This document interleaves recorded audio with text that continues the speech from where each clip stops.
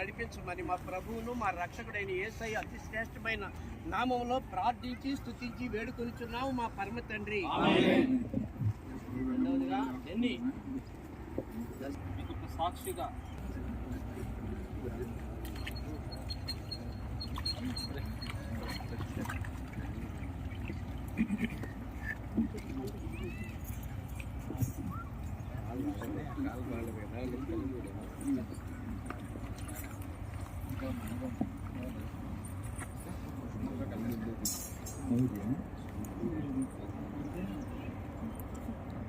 మౌర్య, నీ ఒక పాపి అని యేసు ప్రభు నీ పాపం కొరకు సిలువలో చనిపోయారని నమ్ముతున్నాను.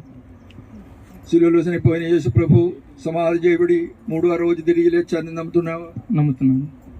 తిరిగి లేచిన యేసు ప్రభు పరలోకానికి వెళ్ళి నీ కొరకు తిరిగి వస్తారని కూడా నమ్ముతున్నాను.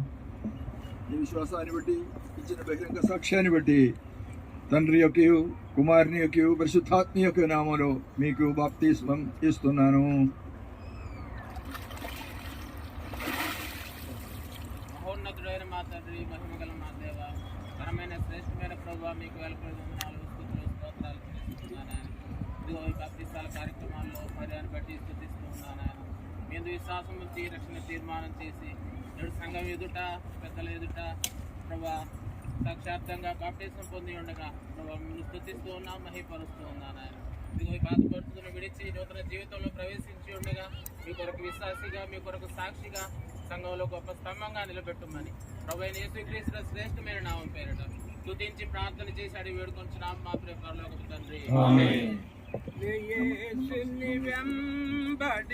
వెంబడింతున్నది